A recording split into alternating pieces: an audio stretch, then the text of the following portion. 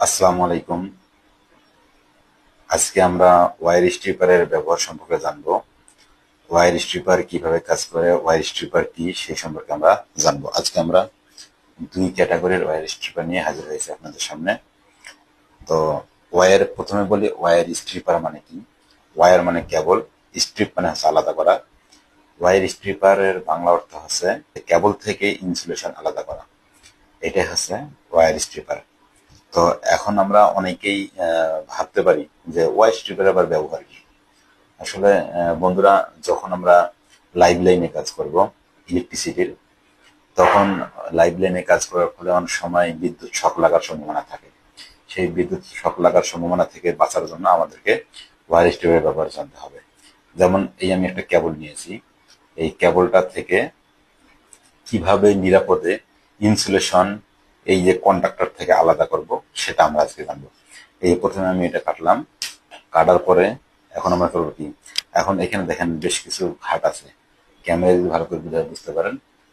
এই যে এখানে অনেকগুলো নাম্বার আছে, নাম্বার অনুযায়ী বিভিন্ন আরএম এর মানে ঘাট অনুযায়ী এগুলো স্লট গুলো কাটা আছে। অর্থাৎ আমার যে আরএম এর কেবল কাটতে যাব ওই ঘাটে বসায় কাটতে হবে।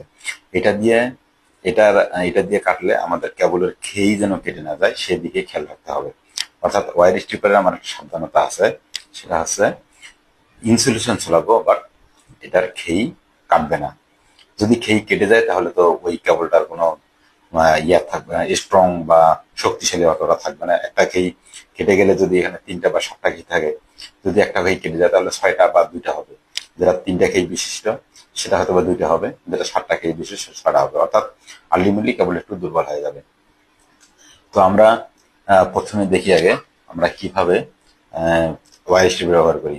এই যে এখানে প্রথমে কাটলাম, কাটার পরে এখানে আমার একটা কন্ডাক্টর আছে। এই কন্ডাক্টরের পরিবাহীটা কিরকম সেটা আমাকে জানতে হবে। এইটার থিকনেস অনুযায়ী এখানে আমরা ঘাটে বসাবো।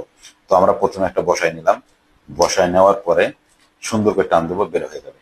এখন আরেকটা বিষয়, আমি এটা ধরবো কিভাবে। আমরা ইউটিউবে বেশ কিছু ভিডিও দেখেছি, যে ভিডিওগুলোতে আমরা হরহামেশাই ওয়্যার ওয়্যার কাটতেছি, ওয়্যারের ইনসুলেশন কাটতেছি।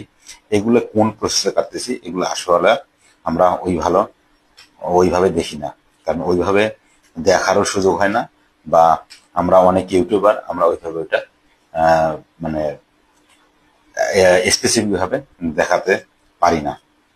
তো আজকে আমি এটার যেটা পার্থক্যটা শুধুমাত্র সেটা দেখার চেষ্টা করব। এই যে প্রথমে আমি এটা তারটা কাটলাম, কাটার পরে আমি কিভাবে ধরবো, এই আমার বুড়ি আঙ্গুলটা,